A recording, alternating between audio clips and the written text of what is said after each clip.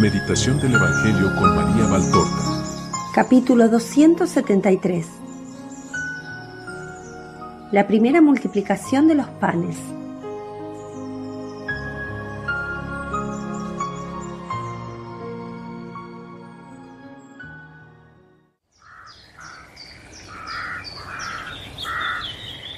Sigue siendo el mismo lugar, solo que el sol ya no viene de oriente. Filtrándose por entre el boscaje que bordea el Jordán en este lugar agreste, situado junto al desagüe del lago en el lecho del río, viene igualmente oblicuo, pero de occidente, y va declinando en medio de una gloria de rojo, rasgando el cielo con el sable de sus últimos rayos. Bajo el tupido follaje, ya la luz está muy atenuada y tiende a las equilibradas tonalidades del atardecer.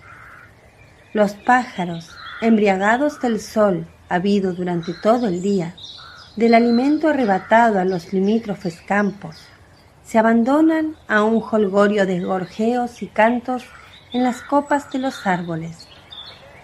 La tarde se pone en las pompas finales del día. Los apóstoles se lo hacen notar a Jesús, que siempre adoctrina según los temas que le exponen. Maestro, la noche se acerca. Este lugar es un desierto, lejos de casas y pueblos, umbrío y húmedo. Dentro de poco, aquí ya no será posible vernos ni andar. La luna se alza tarde, despide a la gente para que vaya a Tariquea o a los pueblos del Jordán para comprarse comida y buscar alojamiento. No es necesario que se vayan. Denles ustedes de comer. Pueden dormir aquí, como durmieron mientras me esperaban. No nos han quedado más que 5 panes y 2 peces, maestro. Ya lo sabes. Tráiganmelos. Andrés, ve a buscar al niño que está vigilando la bolsa. Poco antes estaba con el hijo del escriba y otros 2 más, fabricándose unas coronitas de flores, jugando a los reyes. Andrés va con diligencia. También Juan y Felipe se ponen a buscar a Marcián entre la muchedumbre, que continuamente se mueve. Lo encuentran casi al mismo tiempo, con su bolsa de las provisiones en bandolera, un sarmiento de clemátide, arrollado en torno a la cabeza, y un cinturón, también de clemátide, en que pende, haciendo de espada, un nudo. La empuñadura es el nudo propiamente dicho, la hoja el tallo de este. Con él están otros 7, igualmente ataviados, y hacen de cortejo al hijo del escriba, un gracilísimo niño de mirada muy seria, como de quien ha sufrido mucho, el cual, más adornado que los otros, hace de rey. Ven, Marcián, el maestro te requiere. Marcián deja plantados a los amigos y va rápidamente, sin quitarse siquiera sus distintivos florales. Pero le siguen también los otros. Pronto Jesús se ve circundado de una coronita de niños enguirnaldados de flores. Los acaricia mientras Felipe saca de la bolsa un envoltorio con pan dentro, y en cuyo centro hay, a su vez envueltos, 2 peces grandes.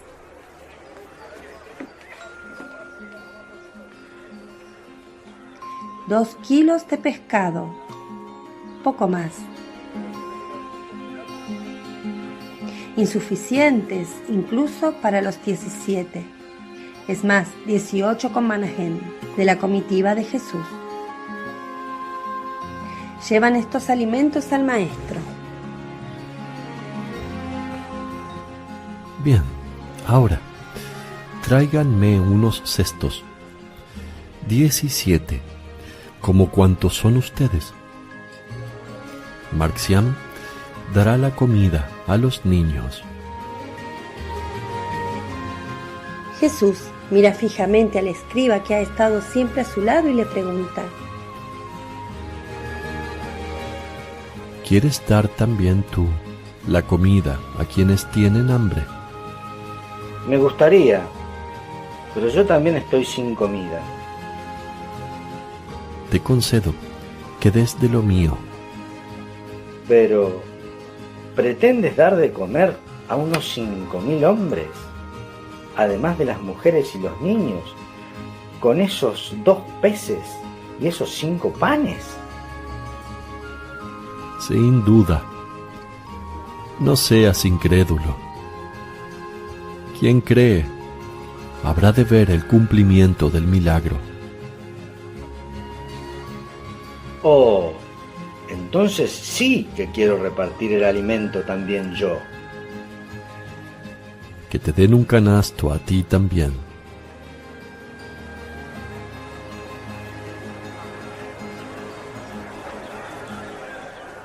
Vuelven los apóstoles con canastos y cestas, anchas y bajas u hondas y estrechas. Y vuelve el escriba con un cesto más bien pequeño. Se comprende que su fe o su incredulidad le han hecho elegir ese como el máximo.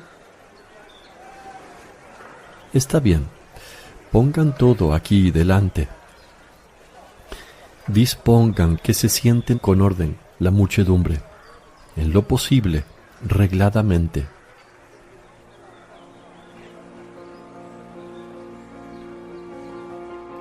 Mientras esto se lleva a cabo, Jesús alza el pan.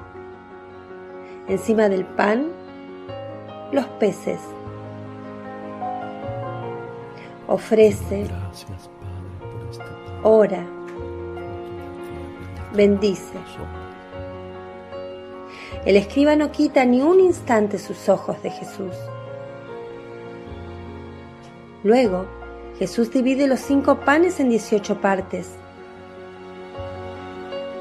y los 2 peces en 18 partes, y pone un trozo de pez, un trocito bien mísero, en cada uno de los canastos. Trocea los 18 pedazos de pan, cada pedazo en muchos trozos,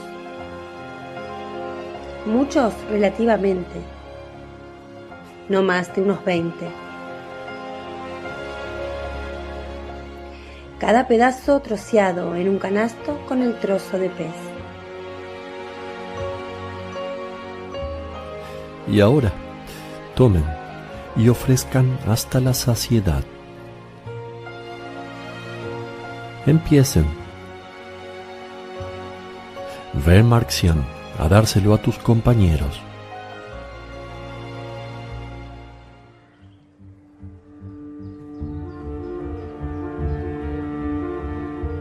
Marciam, al levantar su canasto, dice: ¡Uy! ¿Cuánto pesa? Y Marciam se dirige enseguida hacia sus pequeños amigos, caminando como quien lleva un peso. Los apóstoles, los discípulos, Manahén, el escriba, lo ven alejarse perplejos. Luego, toman ellos también los canastos y, meneando la cabeza, se dicen unos a otros: El niño está de broma. No pesan más que antes. El escriba mira incluso dentro, y dado que ya allí, en la espesura en que está Jesús, no hay mucha luz, no así más allá en el calvero, donde todavía hay buena luz, mete la mano para palpar el fondo. No obstante, a pesar de la constatación, se encaminan hacia la gente y empiezan a repartir.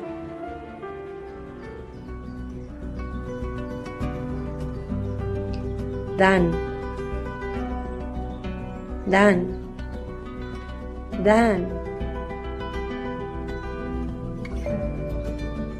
De vez en cuando vuelven la cabeza asombrados, cada vez más lejanos hacia Jesús, el cual, con los brazos cruzados, apoyado en un árbol, sonríe, finalmente, por el estupor de ellos. La repartición es larga y abundante. El único que no muestra estupor es Marciam, que ríe feliz de poder llenar de pan y pescado el regazo de tantos niños pobres. Es también el primero que vuelve donde Jesús y dice: He dado mucho, mucho, mucho porque sé lo que es el hambre. Y levanta esa carita suya, que ya no se ve demacrada, pero que al recordar palidece y abre los ojos como platos. Pero Jesús, su maestro y protector, lo acaricia y vuelve a sonreír luminosamente ese rostro niño que confiado se apoya sobre él. Poco a poco van volviendo los apóstoles y los discípulos, enmudecidos de estupor. El último en volver es el escriba, que no dice nada, pero hace un gesto que es más que un discurso. Se arrodilla y besa el borde de la túnica de Jesús. Tomen vuestra porción y denme un poco a mí. Comamos el alimento de Dios. Comen efectivamente pan y pescado, cada uno según su necesidad. Entre tanto, la gente saciada intercambia sus impresiones. También los que están en torno a Jesús rompen a hablar, observando a Marciam, que terminando su pescado juega con otros niños.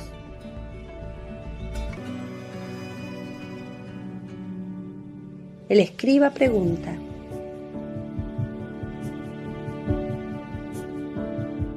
Maestro, ¿por qué el niño ha sentido inmediatamente el peso y nosotros no? Yo incluso he palpado dentro del canasto. Seguían siendo los mismos pocos trozos de pan y el único trozo de pescado. He empezado a sentir el peso yendo hacia la muchedumbre. Pero si hubiera pesado en proporción a cuanto he repartido, habría hecho falta una pareja de mulos para llevarlo. Y no el canasto, sino un carro, lleno, henchido de comida. Al principio daba escaso, pero luego me he puesto a dar, y para no ser injusto, he vuelto a pasar por donde los primeros. Les he vuelto a dar, porque a los primeros le había dado poco. Ha habido suficiente. Juan dice: Yo también he sentido que se hacía pesado el canasto mientras me encaminaba. Enseguida he dado mucho, porque he comprendido que habías hecho un milagro. Manahem agrega: Yo, por el contrario, me he parado y me he sentado para volcar en mi regazo el peso y ver, y he visto muchos panes. Entonces he ido. Bartolomé abunda: Yo los he contado, incluso porque no quería quedar en situación ridícula. Eran 50 panes pequeños. He dicho, se los doy a 50 personas y luego regreso. Y he llevado la cuenta, pero llegando a 50, el peso seguía igual. He mirado dentro, habían todavía los mismos. He seguido adelante y he repartido cientos de panes, pero no disminuían nunca. Tomás dice: Yo lo confieso, no creía. he tomado los trozos de pan y esa migaja de pescado, y los miraba diciendo, ¿y a quién le sirve esto? Es una broma de Jesús. Y estaba mirándolos, escondido detrás de un árbol, esperando y desesperando porque crecieran. Pero eran siempre iguales. Estaba para volverme cuando ha pasado Mateo diciendo, ¿has visto qué hermosos? ¿Qué? He dicho yo. Pues los panes y los peces. ¿Estás loco? Yo sigo viendo trozos de pan. Ve a repartirlos con fe y verás. He echado dentro del canasto esos pocos trozos de pan y he ido a disgusto. Y luego, perdóname, Jesús, porque soy un pecador. No, eres un espíritu del mundo. Razonas como el mundo. Judas Iscariote interviene. Entonces, también yo, Señor, tanto que quería dar una moneda junto con el pan pensando, comerán en otro sitio. Esperaba ayudarte a salir mejor parado. ¿Qué soy entonces? ¿Como Tomás o más todavía? Eres mundo, mucho más que Tomás. Y sin embargo, pensaba dar limosna para hacer cielo. Eran denarios míos particulares. Limosna a ti mismo, a tu orgullo. Y limosna a Dios. Dios no la necesita. Y la limosna a tu orgullo es culpa, no mérito. Judas baja la cabeza y calla. Simón Celote dice: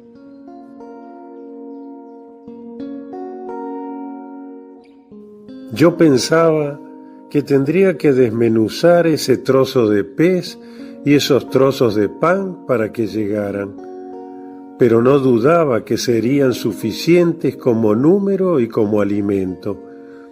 Una gota de agua que das te puede alimentar más que un banquete. Y Pedro, dirigiéndose a los primos de Jesús, les pregunta: ¿y ustedes qué pensaban? Judas Tadeo contesta: Nos acordábamos de Caná y no dudábamos. ¿Y tú, Santiago, hermano mío, pensabas solo esto? Pensaba que fuera un sacramento como me dijiste. ¿Es así o me equivoco? Jesús sonríe.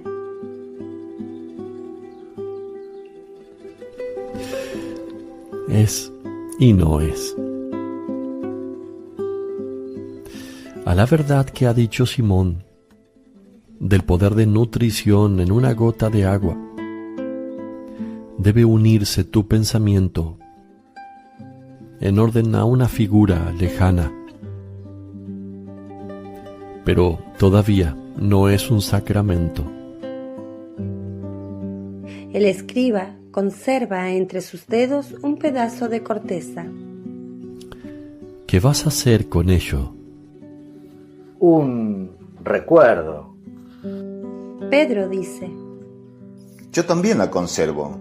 Se la voy a colgar al cuello a Marcián, en una pequeña bolsita. Juan dice: Yo se la llevo a nuestra madre. El resto, apenados, dicen: ¿Y nosotros? Hemos comido todo. Levántense, pasen otra vez con los canastos y recojan lo que ha sobrado. Separen de entre la gente a los más pobres y tráiganmelos aquí junto con los canastos. Y luego, vayan todos, discípulos míos, a las barcas, háganse a la mar y vayan a la llanura de Genesaret. Yo despido a la gente después de favorecer a los más pobres. Luego los alcanzaré. Los apóstoles obedecen y vuelven con 12 canastos colmados de restos. Los siguen unos 30 mendigos y personas muy míseras. Bien, pueden marcharse. Los apóstoles y los de Juan saludan a Manahén y se marchan. Obedecen a pesar de estar poco contentos de dejar a Jesús. Manahén espera a despedirse de Jesús cuando ya la muchedumbre, con las últimas luces del día, o se encamina hacia los poblados o busca un sitio para dormir entre los altos y secos juncos. Luego se despide.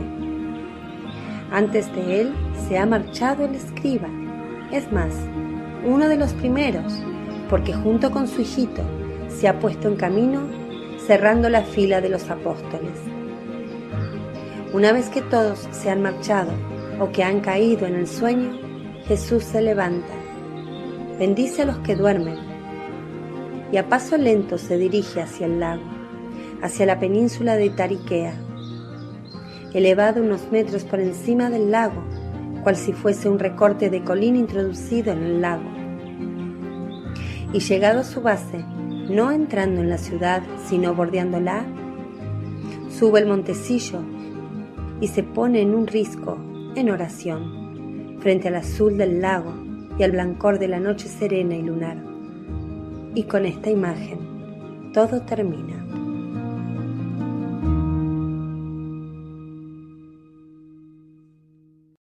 Capítulo 464. En la casa de campo de Cusá, intento de elegir rey a Jesús.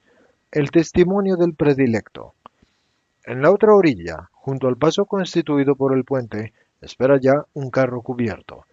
Sube, maestro, no te cansarás a pesar de que el trayecto sea largo. Y no tanto por la razón de la distancia como por el hecho de que he ordenado que tengan siempre aquí parejas de bueyes, para no causar molestias a los invitados más cumplidores de la ley, y debemos ser compasivos con ellos. Pero, ¿y dónde están esos? Delante de nosotros, en otros carros. Tobiolo. Señor, dice el carretero, que está enyugando a los bueyes. ¿Dónde están los otros invitados? Muy adelante. Estarán ya muy cerca de la casa. ¿Has oído, maestro? ¿Y si yo no hubiera venido? Estábamos seguros de que sí vendrías. ¿Por qué no ibas a haber venido? ¿Qué por qué? Cusá, yo vengo para que tú veas que no soy un cobarde. Solo son cobardes los malos, los que tienen las culpas que les hacen temer la justicia. La justicia de los hombres por desgracia, mientras que deberían temer en primer lugar y en un único lugar la justicia de Dios, mas yo no tengo culpas y por tanto no tengo miedo de los hombres. Pero, Señor, todos los que están conmigo te veneran, como yo también. No deberíamos causarte miedo por nada. Nuestro deseo es honrarte, no atacarte. Cusá está apenado y está casi indignado. Jesús sentado enfrente de él, mientras el carro avanza lentamente y chirriando entre los verdes campos, responde: más que a la guerra abierta de los enemigos, debo yo temer a la supersticia de los falsos amigos o al errado celo de amigos verdaderos que todavía no me han comprendido. Y tú eres de estos. ¿No te acuerdas de lo que yo dije en Beter? Yo te he entendido, Señor, susurra Cusá, aunque no muy seguro, y sin responder directamente a la pregunta. Sí me has entendido, con la ventada del dolor, y a la alegría de tu corazón, ésta se había vuelto límpido, como aparece límpido el horizonte después de una tormenta y de un arco iris, y tú veías lo correcto, y luego, vuélvete, Cusá, a mirar nuestro mar de Galilea. Parecía tan terso con la aurora, y durante la noche el aguazo había limpiado el aire, y el fresco nocturno había calmado la evaporación del agua, y cielo y lago eran dos espejos de zafiro claro, que mutuamente se reflejaban sus bellezas. Y las colinas de alrededor estaban frescas y limpias, como si las hubiese creado Dios durante la noche. Mira ahora, el polvo de los caminos costeños y recorridos por personas y animales, el fuego del sol que hace a los bosques y a los jardines vaporear como calderas al fuego, e incendia el lago y evapora sus aguas. Mira cómo ha enturbado el horizonte. Primero las riberas, nítidas por la gran tersura del aire, parecían cercanas, pero ahora mira, parecen temblar empañadas y confusas, semejantes a cosas vistas a través de un velo de impuras aguas. Eso ha sucedido en ti. Polvo, humanidad. Sol, orgullo. Cusa, no te perturbes a ti mismo. Y Cusa agacha la cabeza y juguetea mecánicamente con los adornos de su túnica y con la hebilla del rico cinturón que sujeta la espada. Pero Jesús calla. Permanece con los ojos casi cerrados, como bajo un efecto de un momento de sopor, y Cusa respeta su descanso, o lo que él cree que es su descanso. El carro avanza lentamente en dirección sudeste hacia las leves ondulaciones que constituyen, eso yo creo al menos, el primer escalón de la meseta que limita el valle del Jordán por este lado, que es el oriental. Sin duda, por la riqueza de las aguas subterráneas o de algún curso de agua, los campos son fertilísimos y hermosos, y por todas partes se ven racimos y frutos. El carro cambia de dirección y deja el camino de primer orden, y toma uno particular y se adentra en un paseo frondosísimo en el que hay una sombra y frescor, al menos relativo respecto al horno, que es el soldado y camino principal. En el fondo del paseo hay una casa blanca y baja de un aspecto señorial, y acá o allá por los campos y los viñedos están diseminadas las pequeñas casas. El carro atraviesa un puente y un poste señalizador a partir del cual el pómar se transforma en un jardín con un paseo recubierto de guijo, y al sonar de forma distinta las ruedas sobre la grava, Jesús abre los ojos. «Hemos llegado, maestro». Ahí están los invitados que nos han oído y vienen hacia nosotros, dice Cusa. Efectivamente muchos, y todos de rica condición, se agolpan donde comienza el paseo y saludan con pomposa reverencia al maestro, que está llegando. Yo veo y reconozco a Manajén y a Timoneo y a Eleazar, y me parece ver a otros que no son nuevos, pero cuyos nombres yo no sé decir.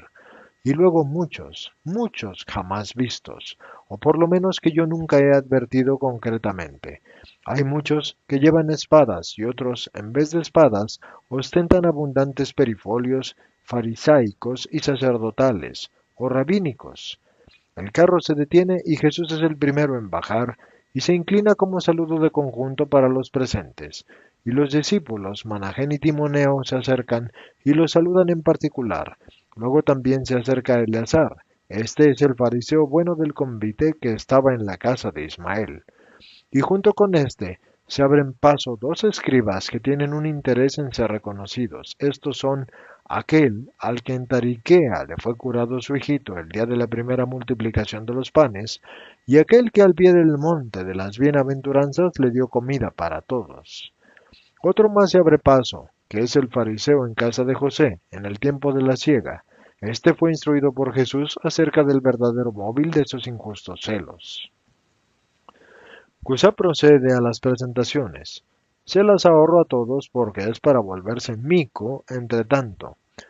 Así que Simón, tanto Juan, tanto Leví, tanto Eleazar, Natanael, tanto José y tanto Felipe, etcétera, etcétera, saduceos, escribes, sacerdotes y herodianos. Bueno, yo debería decir que estos últimos constituyen a la mayoría. Alguno que otro prosélito y fariseo, 2 miembros del Sanedrín y 4 arquisinagogos, y perdido no sé cómo aquí dentro un esenio. Jesús se inclina al oír cada uno de los nombres, mirando penetrantemente a cada uno de los rostros, y algunas veces sonriendo levemente, como cuando para aclarar más su identidad, alguno especifica algún hecho que le puso en relación con Jesús. Así, un cierto Joaquín de Bosra dice: «Curaste de la lepra a mi mujer, María, por esto bendito seas». Y el esenio: «Yo te oí cuando hablaste cerca de Jericó, y un hermano nuestro dejó las orillas del mar Salado para seguirte, y volví a saber de ti por el milagro de Eliseo de Engadi. En aquellas tierras nosotros los puros vivimos esperando». ¿Qué es lo que esperan? No lo sé. Sí sé que al decirlo, éste mira con un aire de superioridad un poco exaltada a los otros, que ciertamente no muestran una apariencia de místicos, sino que en su mayor parte parecen disfrutar alegremente de las comodidades que su posición les concede. Cusa libera a su invitado de las ceremonias de los saludos y lo conduce a una cómoda estancia de baño, donde lo deja para las abluciones usuales. Sin duda son gratas con ese calor. Y vuelve con sus invitados, y habla animadamente con ellos, y llegan casi a una disputa porque los presentes tienen dispares opiniones, unos quisieran abrir inmediatamente la conversación. ¿Cuál? Y otros, por el contrario, proponen no asaltar enseguida al maestro, sino más bien convencerlo antes de que le guarden un profundo respeto.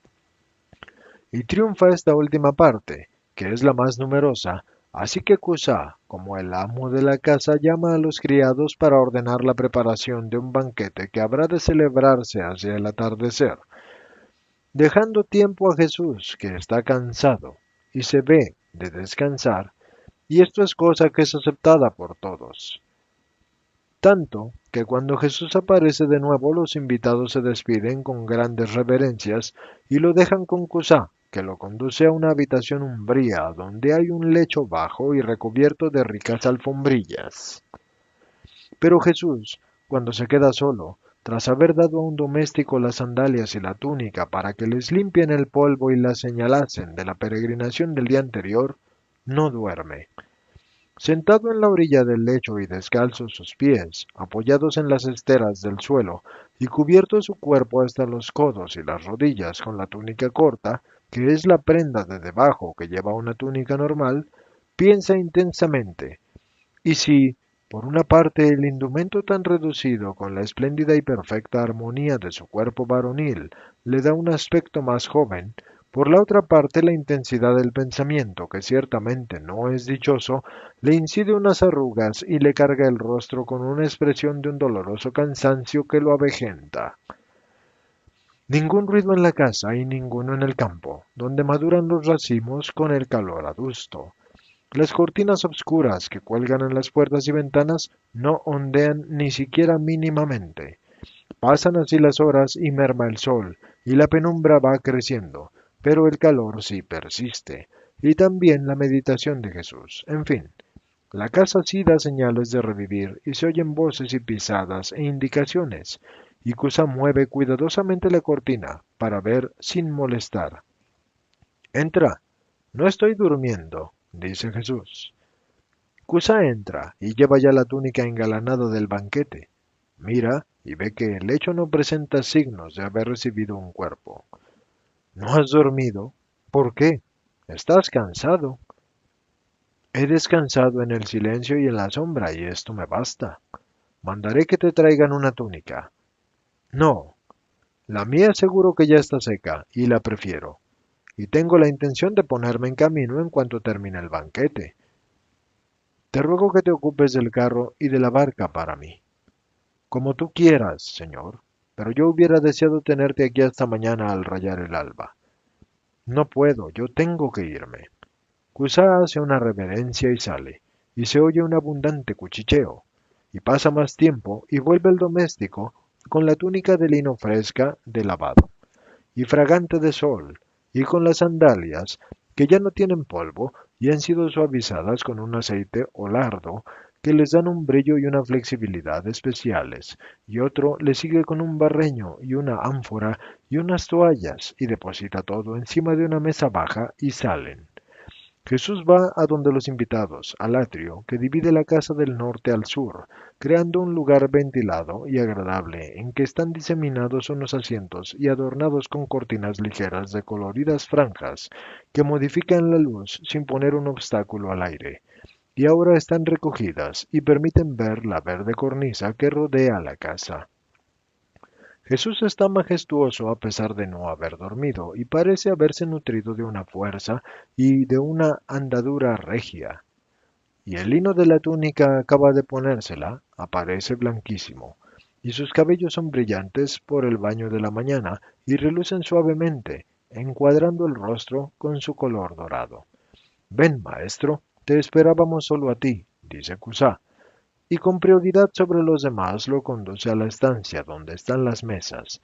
Tras la oración y una suplementaria ablución de las manos, se sientan y empieza el banquete pomposo como siempre y silencioso al principio, y luego se vence la reserva.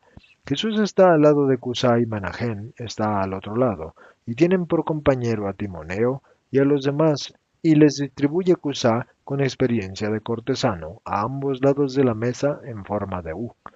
Y el esenio, solo él, se niega obstinadamente a participar en el banquete y a sentarse en la mesa con los demás, y solo cuando un criado, por orden de Cusá, le ofrece un cestillo precioso colmado de fruta, acepta sentarse detrás de una mesa baja, después de no sé cuántas abluciones, tras arremangarse las amplias mangas de su cándida túnica por miedo a mancharlas o por el rito, yo no lo sé. Es un banquete original, donde son más protagonistas las miradas que las palabras, solamente algunas breves frases de cortesías y un recíproco examinarse, o sea, Jesús escruta a los presentes y estos a Jesús. Finalmente, Cusá hace una señal a los criados para que se retiren, y tras haber dejado grandes banquetadas de fruta fresca, porque quizás la han tenido en el pozo y es hermosísima, diría que es casi helada, pues claramente muestran esa capa escarchada que es típica de la fruta guardada en un lugar fríísimo. Y los criados salen, tras encender también las lámparas, y por ahora son inútiles porque todavía el día está luminoso, con su largo ocaso estival. Maestro, comienza Cusá. Debes haberte preguntado la razón de este encuentro y de este silencio nuestro, pero es que lo que te tenemos que decir es muy grave, y no deben escucharlo ningunos oídos imprudentes. Ahora estamos solos y podemos hablar. Ya ves que todos los presentes te tienen el máximo respeto. Estás entre hombres que te veneran como hombre y también como Mesías. Tu justicia, tu sabiduría y los dones que Dios te ha otorgado son conocidos y admirados entre nosotros. Tú para nosotros eres el Mesías de Israel. Mesías según la idea espiritual y según la idea política. Eres el esperado para poner el fin al dolor y a la prostración de todo un pueblo, y no solamente de este pueblo comprendido en los confines de Israel, o mejor de Palestina, sino del pueblo de todo Israel, de las numerosísimas colonias, de la diáspora esparcida por toda la tierra, que hacen resonar el nombre de Yahvé bajo los cielos, y todos, y hacen conocer las promesas y esperanzas que ahora se cumplen de un Mesías restaurador, de un vengador y de un libertador y un creador de la verdadera independencia de la patria de Israel, o sea, de la patria más grande que hay en el mundo, la patria que reina y que es dominadora, y es canceladora de todo pasado recuerdo y de todo signo vivo de servidumbre, el hebraísmo triunfante sobre todo y sobre todos, y para siempre, porque así fue dicho y así se cumple, Señor, aquí en ti. Tienes a todo Israel en los representantes de las distintas clases de este pueblo eterno, castigado pero estimado por el Altísimo, que lo proclama suyo. Tienes ante ti el corazón pulsante y sagrado de Israel, son los miembros del Sanedrín y los sacerdotes. Tienes el poder y tienes la santidad. Fariseos y saduceos. Tienes la sabiduría, tienes a los escribas y a los rabíes, tienes la política y el valor, tienes a los herodianos, tienes el patrimonio, tienes a los ricos, tienes al pueblo, a los mercaderes y a los hacendados, tienes a la diáspora, tienes a los prosélitos, tienes incluso a los separados que ahora se sienten dispuestos a unirse de nuevo porque ven en ti al esperado. Los esenios, los inasequibles esenios, mira, Señor, este primer prodigio, este gran signo de tu misión, de tu verdad, tú sin violencia, sin medios, sin ministros, sin soldados, sin espadas, reúnes a todo tu pueblo como un depósito reúne las aguas de 1000 fuentes. Tú, casi sin palabras, sin ninguna imposición en absoluto, nos reúnes a nosotros que somos un pueblo dividido por desventuras y por odios, y por ideas políticas y religiosas, y tú nos pacificas. Oh, príncipe de la paz, exulta por haber redimido y restaurado, aún antes de tomar el cetro y la corona, tu reino, el esperado reino de Israel que ha surgido. Nuestras riquezas, nuestro poder, nuestras espadas están a tus pies. Habla y ordena porque la hora ha llegado. Y todos lo aprueban. Y el discurso de Cusá. Bueno, Jesús con los brazos cruzados solo guarda silencio. ¿No hablas? ¿No respondes, Señor? Quizás es que esto te ha sorprendido. Quizás es que no te sientes preparado y sobre todo dudas de que esté preparado Israel. No, no es así. Escucha nuestras palabras. Yo hablo y conmigo Manajén por el palacio que ya no merece existir, que es el oprobio purulento de Israel, la tiranía vergonzosa que oprime al pueblo y se inclina servil a adular al usurpador. Su hora ha llegado. Álzate, estrella de Jacob, y pon en fuga las tinieblas de ese coro de delitos y vergüenzas. Aquí están los que, conocidos como herodianos, son los enemigos de los profanadores del nombre para ellos sagrado y de la dinastía herodiana. Hablad vosotros. Maestro, yo soy viejo y recuerdo lo que fue el esplendor pasado. Como nombre de héroe puesto a una hedionda carroña, tal es el nombre de Herodes sobre los degenerados descendientes que envilecen a nuestro pueblo. Es la hora de repetir el gesto que otras veces hiciera Israel cuando indignos monarcas se sentaron sobre los dolores de su pueblo. Tú solo eres digno de llevar a cabo este gesto. Pero Jesús calla. Maestro, ¿crees que podemos dudar? Hemos escudriñado las Escrituras. Eres tú. Tú debes reinar, dice un escriba. Debes ser rey y sacerdote. Nuevo Nehemías y más grande que él. Debes venir y purificar el altar porque está profanado. Y que te sea Señor acicate el celo del Altísimo, dice un sacerdote. Muchos de nosotros te han presentado batalla, los que temen tu reinado, sabio, pero el pueblo está contigo y los mejores de nosotros con el pueblo. Nosotros necesitamos un sabio, necesitamos un hombre puro, un verdadero rey, un santo, un redentor. Cada vez somos más esclavos de todo y de todos. Defiéndenos, Señor. Nos pisotean en este mundo porque a pesar del número y la riqueza, somos como ovejas sin pastor. Llámanos a formar, con el antiguo grito, a tus tiendas, Israel, y de todas partes de la diáspora, como un reclutamiento se alzarán tus súbditos y volcarán los inseguros tronos de los poderosos a los que Dios no ama. Jesús sigue en silencio, y es el único que está sentado sereno, como si en realidad todo lo que se dice no se tratara de él. En medio de esta cuarentena, pocos, y más pocos y menos, de los exaltados de cuyas razones apenas yo sí recojo la 10ª parte, porque hablan todos al mismo tiempo, y es tiempo con algarabía de mercado, y conserva su postura y su silencio el Señor. Y todos gritan, di una palabra, responde. Jesús se pone lentamente de pie, y apoyándose las manos sobre el borde de la mesa, se crea un profundo silencio. Quemado por el fuego de 80 pupilas, abre sus labios, y los otros los abren como para aspirar su respuesta. Y la respuesta es breve, pero neta. No. ¿Pero cómo es eso? ¿Pero por qué? ¿Nos traicionas? ¿Traicionas a tu pueblo? Reniega de su misión, rechaza la orden de Dios. ¡Qué marimorena! ¡Qué alboroto! Caras que se ponen de color carmesí y ojos que se encienden y manos que casi amenazan. Más que fieles parecen enemigos, pero es así.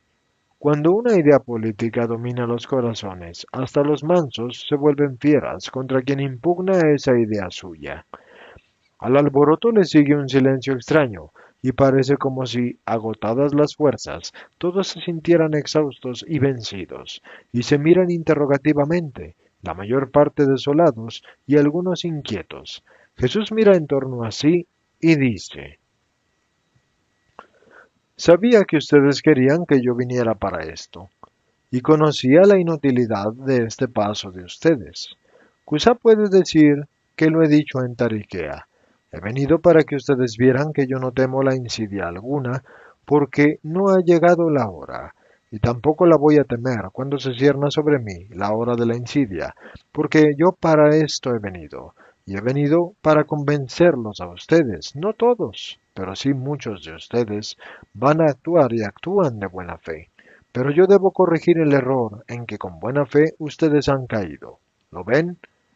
Yo no reprendo, y no reprendo a ninguno, ni siquiera a los que por ser mis discípulos fieles deberían saber con justicia y regular las propias pasiones con justicia. Yo no te reprendo a ti, justo Timoneo, pero te digo que en el fondo de tu amor, que me quiere honrar, está todavía tu yo, que bulle y sueña un tiempo mejor en que puedas ver el daño en los que te dañaron.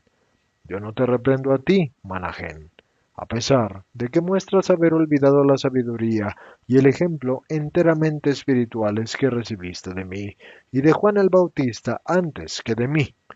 Pero te digo que también en ti hay una raíz de humanidad que resurge después de la llamarada de mi amor. No te reprendo a ti tampoco, Eleazar, hombre justo, aunque solo fuera por la anciana que te confiaron. Justo siempre, pero ahora no justo. Y no te reprendo a ti, Cusá, aunque debería hacerlo, porque en ti, más que en todos los que queréis con buena fe verme rey, está vivo tu yo. Rey, sí, quieres verme. Y no hay insidia en tus palabras. No vienes para cogerme en un renuncio y para denunciarme al Sanedrín, al rey, a Roma.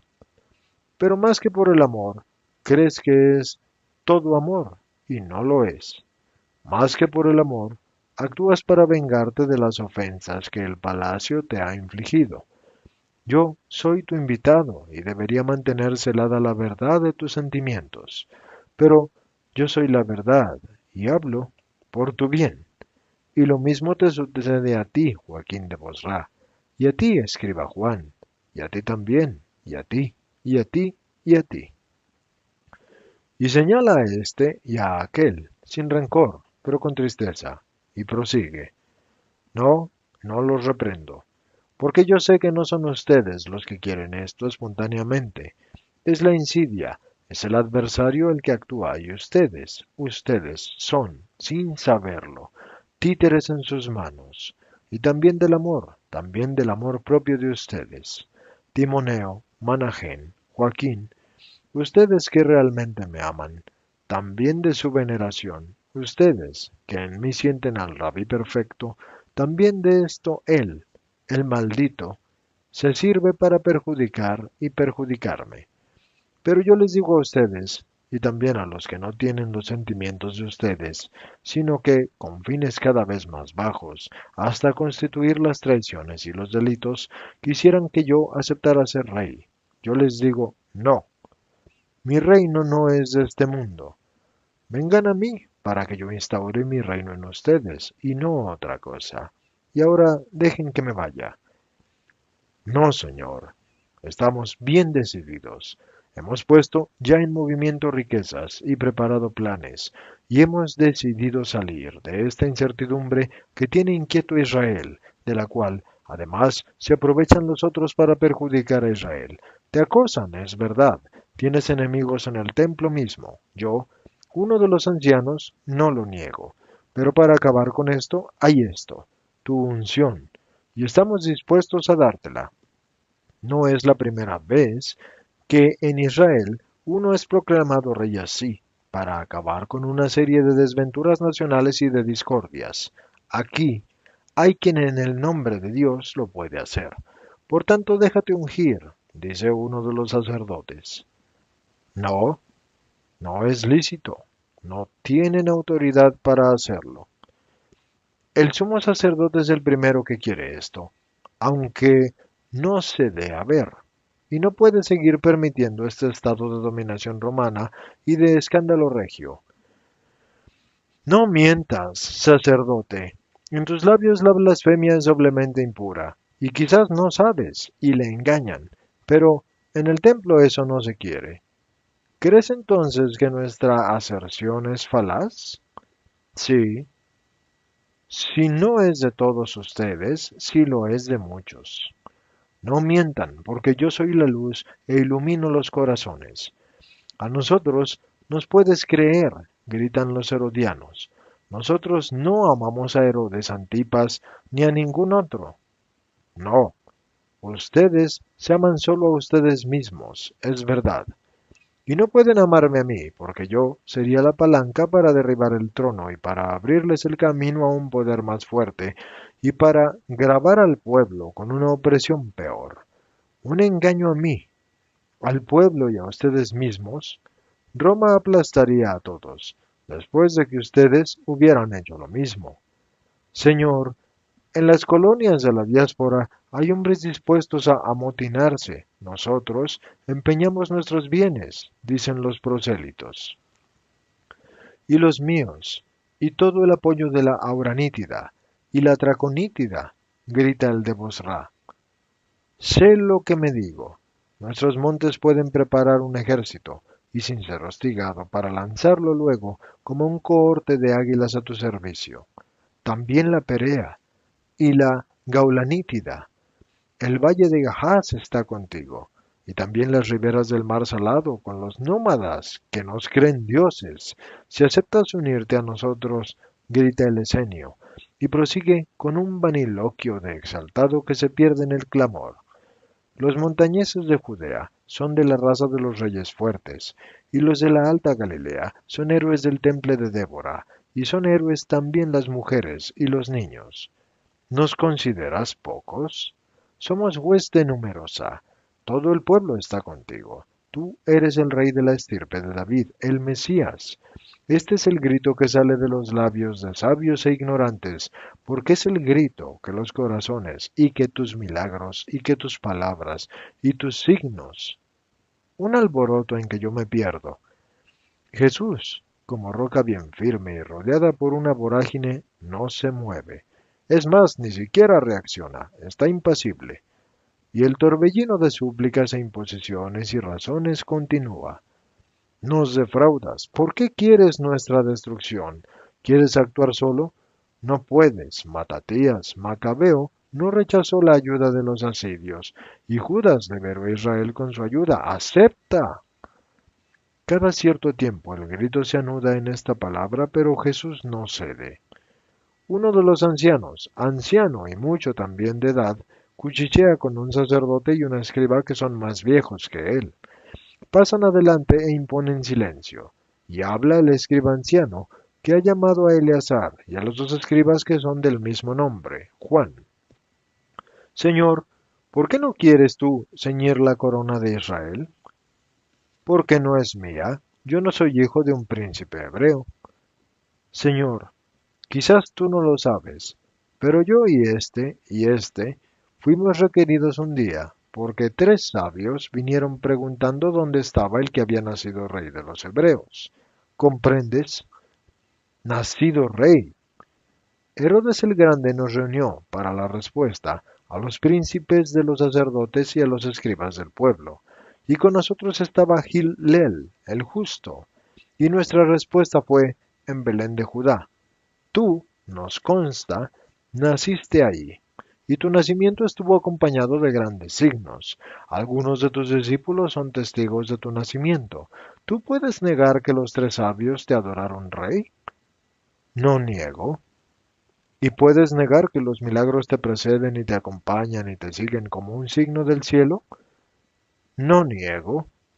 ¿Y puedes negar que tú eres el Mesías prometido?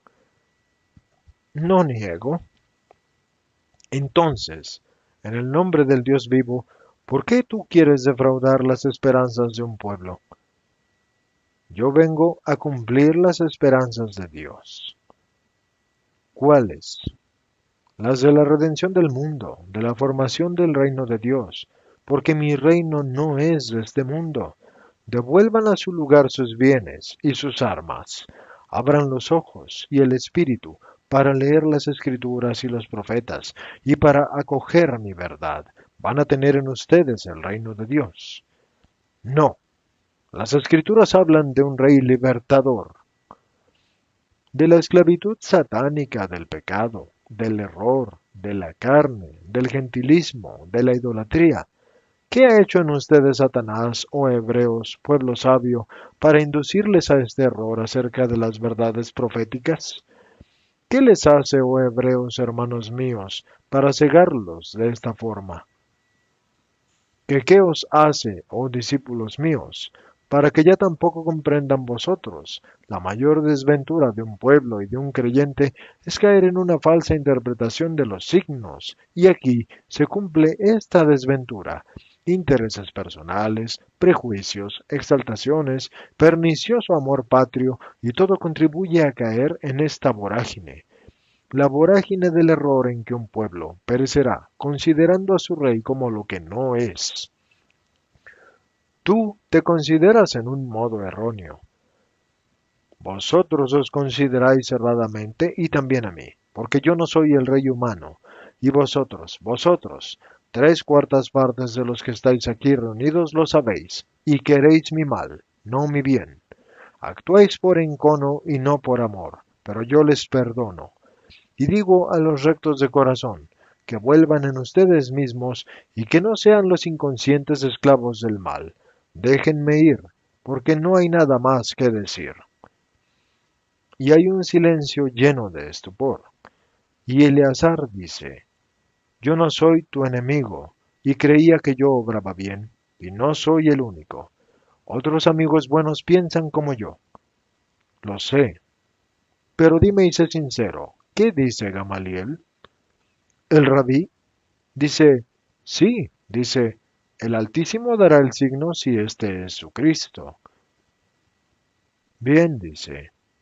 ¿Y qué dice José el anciano? Que tú eres el Hijo de Dios y que vas a reinar como Dios. José es un justo, ¿y Lázaro de Betania? Sufre y habla poco, pero dice que reinará solamente cuando te acojan nuestros espíritus. Lázaro es sabio, cuando los espíritus de ustedes me acojan, pero por ahora ustedes, incluso aquellos a quienes juzgaba espíritus abiertos, no acogen ni al rey ni al reino. Y en esto está mi dolor. En definitiva, te niegas, gritan muchos. Lo habéis dicho. Nos has hecho comprometernos, nos perjudicas, gritan otros, que son herodianos y escribas y fariseos y saduceos y sacerdotes, etc. Y Jesús deja la mesa y va hacia este grupo, asaetándolo con sus miradas. ¡Qué ojos! Ellos involuntariamente enmudecen y se aprietan contra la pared, pero Jesús va justamente cara a cara, y dice lentamente, pero con una incisividad que corta como un golpe de sable. Está escrito en el Deuteronomio 27, 24 y 25. Maldito el que encubiertamente descarga su mano contra su prójimo y acepta regalos para condenar a muerte a un inocente. Yo les digo que les perdono, pero el Hijo del Hombre conoce sus pecados. Si yo no los perdonara, por mucho menos Yahvé redujo a cenizas a muchos de Israel. Y se muestra tan terrible al decir esto, que ninguno ya se atreve a moverse. Y Jesús se levanta en la doble cortina y sale al atrio, y ninguno osa hacer un solo gesto. Hay que esperar a que la cortina deje de moverse, es decir, unos momentos después, para verlos reaccionar. Hay que alcanzarlo, hay que retenerlo, dicen los más enfurecidos. Tenemos que ganarnos el perdón, suspiran los mejores, o sea, Manahén, Timoneo y algunos prosélitos, el de Bosra, en definitiva, los rectos de corazón. Se arremolinan fuera de la sala y buscan y preguntan a los criados, ¿y el maestro dónde está? ¿El maestro? Ninguno lo ha visto, ni siquiera los que estaban en las dos puertas del atrio. No está con antorchas ni con faroles. Y lo buscan entre las sombras del jardín, en la habitación donde él había descansado, pero no está. Y tampoco está el manto que había dejado en el lecho, ni tampoco su bolsa que había dejado en el atrio. Se nos ha escapado, es un Satanás. No, es Dios, y Él hace lo que quiere. Nos traicionará. No, nos conocerá en nuestra verdadera realidad. Un clamor de pareceres y de recíprocos insultos. Los buenos gritan, vosotros nos habéis seducido, traidores. Debíamos haberlo imaginado.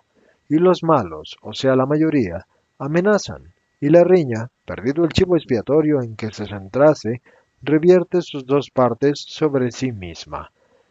¿Y Jesús, dónde está? Yo lo veo, por voluntad suya. Está muy lejos hacia el puente de la embocadura del Jordán, y va raudo, como llevado por el viento. Sus cabellos enmarcan ondeantes el pálido rostro, y su manto, con esta marcha veloz, se entrechoca como con una vela, y luego, cuando está seguro de haberse distanciado, se adentra entre los juncos de la orilla y toma la margen oriental. En cuanto encuentra a los primeros escollos del alto arrecife, se encarama a ellos y no se preocupa de que la poca luz haga peligrosa la subida por la pronunciada ladera. Sube y sube hasta un peñasco que se asoma hacia el lago, velado por una encina solitaria, y ahí se sienta y pone un codo en la rodilla y apoya el mentón en la palma de la mano, y con la mirada fija en el espacio anchuroso que va entebreneciéndose, y es apenas visible aún por el claror del manto y la palidez del rostro, así permanece. Pero alguien lo ha seguido, Juan. Un Juan semidesnudo, o sea, vestido solo con la corta prenda de los pescadores y tiesos los cabellos como cuando uno ha estado en el agua, jadeante, pero pálido, y se acerca despacio hacia su Jesús, y parece una sombra deslizándose por el arrecife escabroso, y se detiene a poca distancia y observa a Jesús. No se mueve. Parece una peña añadida al peñasco. La túnica oscura albanula aún más, y solo la cara y las piernas y los brazos desnudos son un poco visibles en la sombra nocturna. Pero cuando más que verlo lo oye llorar a Jesús, entonces resiste más y se acerca hasta llamarlo, Maestro. Y Jesús oye el susurro y alza la cabeza con un ademán de huir y se recoge el manto. Pero Juan grita, ¿qué te han hecho, Maestro, para que ya no conozcas a tu Juan? Y Jesús reconoce a su predilecto y tiende sus brazos hacia él, y Juan se arroja hacia ellos, y los dos lloran, por dos dolores distintos y un único amor. Pero luego el llanto se calma, y Jesús es el primero que recupera la neta percepción visual de las cosas, y oye y ve a Juan semidesnudo, con la túnica húmeda y las carnes heladas y descalzo. ¿Cómo estás aquí en este estado? ¿Por qué no estás con los demás? No me reprendas, maestro, yo no podía estar, porque no podía dejarte irte. Me he quitado la ropa, todo menos esto, y me he echado a nadar, y he regresado a Tariquea nadando, de allí por la orilla, corriendo hasta el puente, y luego más, detrás de ti. Y me he quedado escondido en el foso que hay junto a la casa, preparado para auxiliarte, atento, al menos para saber si te raptaban, si te hacían algún mal. Y he oído muchas voces que disputaban, y luego te he visto a ti pasando veloz por delante de mí. Parecías un ángel. Por seguirte sin perderte de vista me he caído en hoyos y en aguasales, y estoy lleno de barro. Te habré manchado el vestido. Desde que has llegado aquí estaba mirándote. ¿Llorabas? ¿Qué te han hecho, mi señor? ¿Te han insultado? ¿Te han pegado? No, me querían hacer rey. Un pobre rey, Juan. Y muchos querían hacerlo con buena fe, por un verdadero amor y con una finalidad buena. La mayoría para poderme denunciar y deshacerse de mí. ¿Y quiénes son estos? No lo preguntes. ¿Y los otros? Ni siquiera preguntes el nombre de estos, porque no debes odiar ni criticar. Yo perdono. Maestro, ¿había discípulos? Dime solo esto. Sí. ¿Y apóstoles? No, Juan, ningún apóstol. ¿Verdaderamente, Señor? Verdaderamente, Juan. Ah, alabado sea Dios por ello. Pero, ¿por qué lloras todavía, Señor? Yo estoy contigo y te amo por todos, y también Pedro y Andrés y los otros. Cuando han visto que me echaba al lago, me han dicho que estaba loco, y Pedro estaba furioso. Y mi hermano decía que quería morir en los remolinos, pero luego han comprendido y me han gritado, que Dios te acompañe, ve, ve. Nosotros te amamos, pero ninguno como este pobre niño que soy yo. Sí, ninguno como tú. ¿Tienes frío, Juan? Ven aquí, debajo de mi manto. No, a tus pies, así, maestro mío. ¿Por qué no te aman todos como este pobre niño que soy yo? Y Jesús se sienta a su lado y lo arrima contra su corazón. Porque no tienen un corazón de niño. Te querían hacer rey, pero ¿qué no han comprendido todavía que tu reino no es de esta tierra? No, no han comprendido. Y sin decir nombres, cuenta, Señor. Pero no vas a decir lo que te diga. Si tú no quieres, Señor, no lo diré. Lo dirás solamente cuando los hombres quieran mostrarme como un común líder del pueblo. Un día esto llegará, y tú estarás, y habrás de decir, Él no fue rey de la tierra porque no quiso, porque su reino no era de este mundo. Era el Hijo del Dios verdadero y el Dios vivo, el Verbo encarnado, y no podía aceptar lo que es terreno. Quiso venir al mundo y vestirse de carne para redimir los cuerpos y las almas y al mundo, pero no se sometió a las pompas del mundo y a los fomes del pecado, y en él no hubo nada carnal ni mundano. La luz no se recubrió de tinieblas, el infinito no aceptó cosas finitas, sino que de las criaturas limitadas por la carne y el pecado, hizo criaturas que fueran más iguales a él. Llevó a los que creyeron en él a la regalidad verdadera y instauró de nuevo regalidad verdadera e instauró su reino en los corazones antes de instaurarlo en los cielos, donde será completo y eterno con todos los salvados. Dirás esto, Juan, a quien pretenda verme enteramente humano, a quien pretenda verme enteramente espíritu, a quien niegue que yo haya padecido la tentación y el dolor. Dirás a los hombres que el Redentor lloró y que ellos, los hombres, han sido redimidos también por mi llanto. Sí, Señor, ¿cómo sufres, Jesús? ¿Cómo redimo? Pero tú me eres consuelo en mi sufrimiento.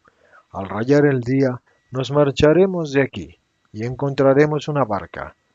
¿Crees si digo que podremos ir sin remos? Creería, aunque tú dijeras que iremos sin barca. Y permanecen abrazados y envueltos en el único manto de Jesús. Y Juan, con el calorcito, acaba durmiéndose y cansado como un niño, entre los brazos de su mamá. Dice Jesús a la escritora María Valtorta: esta página evangélica desconocida y tan ilustrativa, ha sido dada para los rectos de corazón. Juan, al escribir después de muchos lustros su evangelio, hace una breve alusión a este hecho. Aquí hay una aclaración que hace María Valtorta y que procedo a leer. Una breve alusión a este hecho es la de Juan, que se encuentra en 6:14-15, y está puesta al final del episodio de la primera multiplicación de los panes, que ocupa los precedentes versículos 1 al 13. La multiplicación de los panes no fue contemporánea del intento de proclamar a Jesús rey, pero sirvió para suscitar la idea, tanto que el evangelista contemporáneamente en la narración de esos dos hechos distantes en el tiempo, así lo hace notar. Aquí termina la aclaración, así que continúo con la lectura. Obediente al deseo de su maestro, cuya naturaleza divina ilustra más que ningún otro evangelista, descubre a los hombres este detalle ignorado, y lo descubre con esa discreción virginal suya que envolvía todas sus acciones y palabras, y con un pudor humilde y reservado. Juan, mi confidente de los hechos más graves de mi vida, nunca se engalanó pomposamente con estos beneficios míos, sino que antes al contrario, lean bien estas líneas que les pongo. Parece sufrir cuando los revela y parece decir, y debo decir esto porque es una verdad que exalta a mi Señor, pero les pido perdón de tenerme que mostrar como el único que la sabe. Esto parece decir, y con palabras concisas alude al detalle que sólo él conoce. Leed el primer capítulo de su Evangelio, donde narra su encuentro conmigo. Juan el Bautista se hallaba de nuevo con 2 discípulos suyos. Los 2 discípulos, oídas estas palabras, Andrés, hermano de Simón Pedro, era uno de los 2 que habían oído las palabras de Juan y habían seguido a Jesús. El primero con que se topó Andrés. Él no se nombra, es más, se cela tras Andrés, al que pone de relieve. En Caná estaba conmigo y dice, Jesús estaba con sus discípulos, y sus discípulos creyeron en él. Eran los otros los que tenían necesidad de creer porque él ya creía. Pero él se unificó con los otros, cual una criatura que necesitara ver milagros para creer. Testigo de la primera expulsión de los mercaderes del templo y del coloquio con Nicodemo y del episodio de la samaritana, nunca dice en su evangelio, yo estaba ahí, sino que conserva la línea de conducta que había tomado en Caná y dice, sus discípulos. Incluso cuando estaba él solo, o él y otro más. Y así continúa, y no se nombra a sí mismo nunca, sino que antes al contrario, poniendo siempre delante a sus compañeros, como si él no hubiera sido el más fiel, y el siempre fiel, y el perfectamente fiel. Recuerden la delicadeza con que alude al episodio de la cena, del cual resulta que él era el predilecto, reconocido como tal también por los demás, que a él recurren cuando quieren saber los secretos míos, los secretos de su maestro. Así pues, empezaron los discípulos a mirarse unos a otros, no sabiendo a quién aludía el maestro. Estaba uno de ellos, el predilecto de Jesús, recostado en el pecho de Jesús, y a éste le hizo una señal Simón Pedro y le preguntó, ¿de quién hablaba? Y aquel, estando recostado en el pecho de Jesús, le preguntó a el maestro, ¿y quién es, Señor? Ni siquiera se nombra como llamado en el Getsemaní con Pedro y Santiago. Ni siquiera dice, yo seguí al Señor. Dice, le siguió Simón Pedro y otro discípulo, y este otro, siendo conocido por el pontífice, y entró con Jesús en el atrio del pontífice. Jamás dice Juan, y yo no habría tenido el consuelo de verlos a él y a Pedro en las primeras horas de la captura, pero Juan jamás se jacta de ello. Fue uno de los personajes principales en las horas de la pasión, y el único apóstol que en ella estuvo siempre presente amorosamente y compasivamente y heroicamente presente junto a Cristo y junto a su madre, y frente a una Jerusalén desatada, y aún así cayó su nombre, incluso en ese episodio, especialmente importante de la crucifixión y de las palabras del moribundo. Mujer, ahí tienes a tu hijo, y tú, ahí tienes a tu madre. Es el discípulo, el sin nombre, sin otro nombre, aparte del que tras haber constituido su vocación, constituye también su gloria, el discípulo. No se exalta siquiera después de haber recibido el honor de ser el hijo de la Madre de Dios. Y en la resurrección dice todavía Pedro y el otro discípulo, a los que María de Lázaro había hablado del sepulcro vacío, salieron y fueron, y corrían, pero aquel otro discípulo corrió más que Pedro, y llegó antes, y agachándose vio, pero no entró. Hechura de delicada humildad. Él, el predilecto, el fiel, deja que Pedro, pecador por cobardía, pero cabeza entre antes, y aún así no lo juzga. Es su pontífice, sino que antes al contrario lo socorre, porque él entra antes, Pedro entra antes. Y Juan lo socorre con su santidad, porque también los que son cabeza pueden ser apoyados por sus súbditos. Es más, tienen la necesidad de ellos como apoyo. ¿Cuántos súbditos son mejores que sus jefes?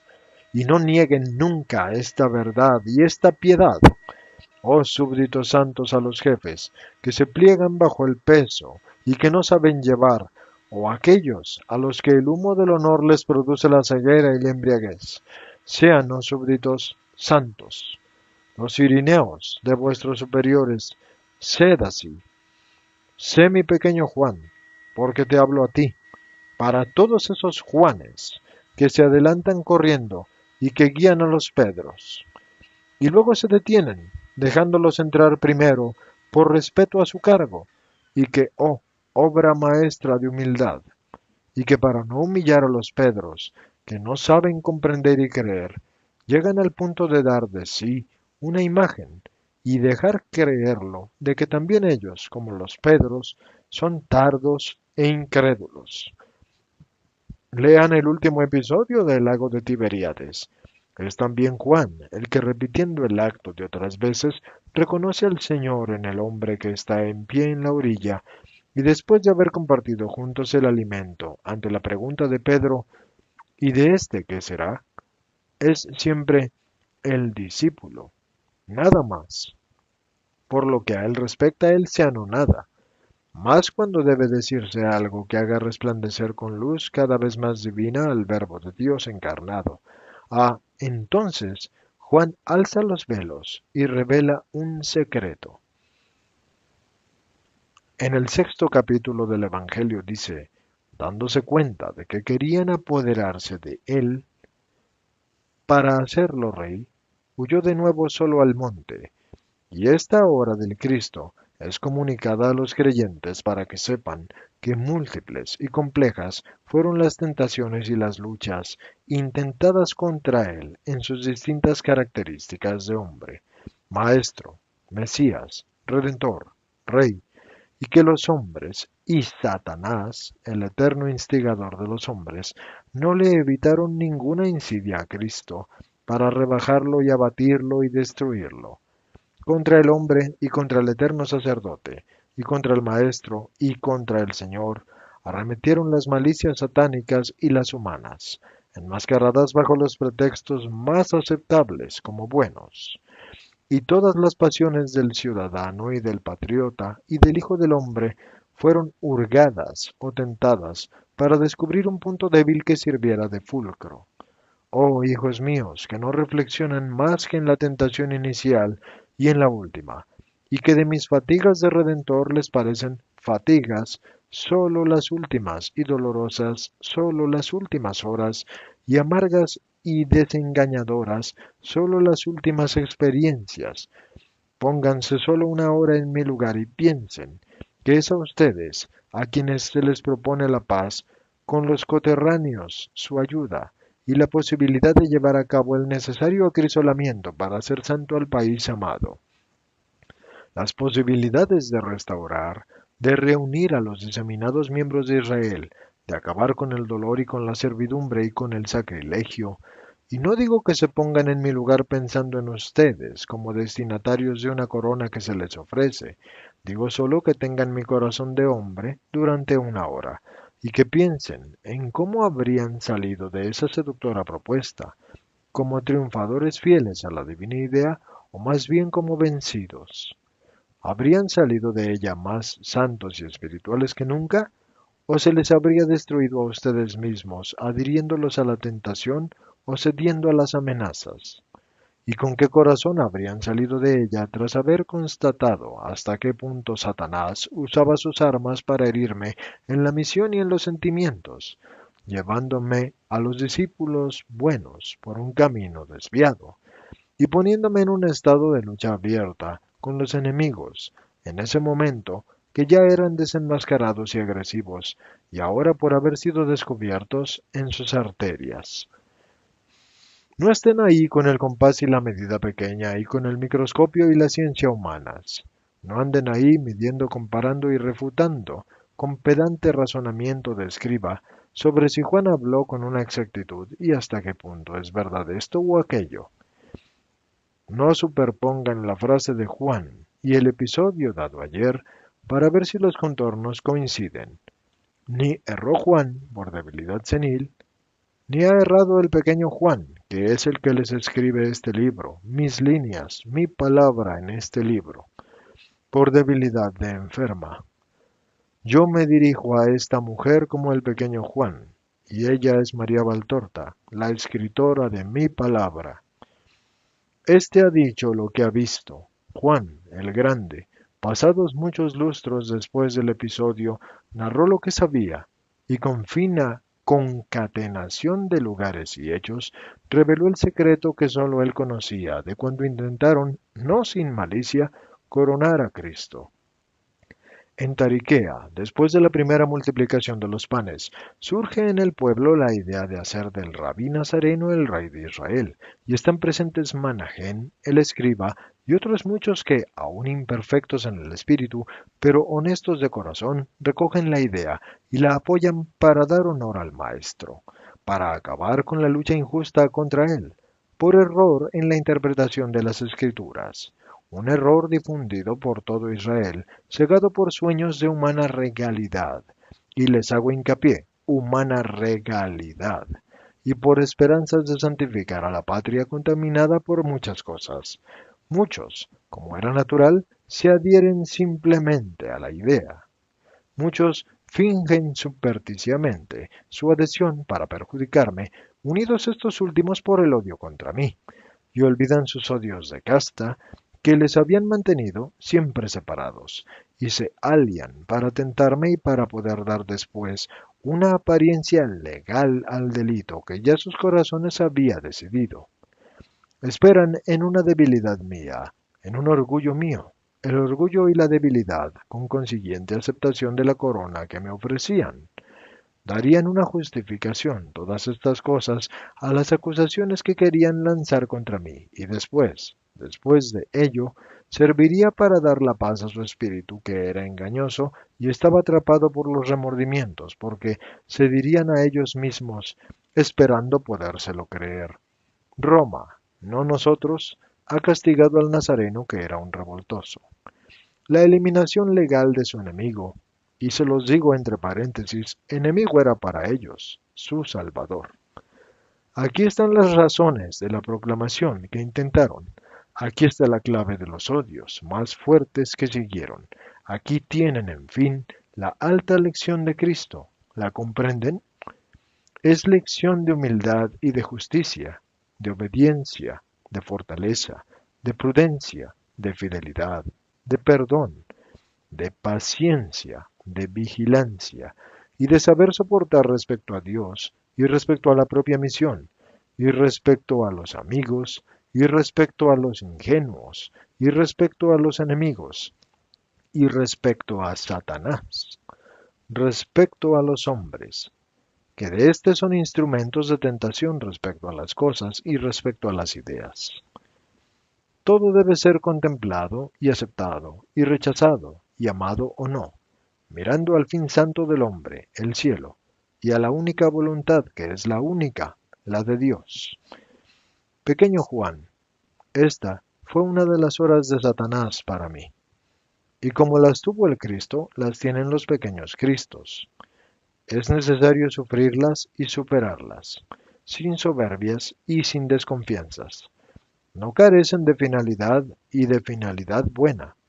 Pero no temas porque Dios, durante estas horas, no abandona, sino que sujeta al que es fiel. Y luego desciende el amor para hacer reyes a los fieles. Y posteriormente, acabadas las horas de la tierra, suben los que son fieles al reino en paz para siempre, victoriosos para siempre. Mi paz, pequeño Juan, coronado de espinas, mi paz.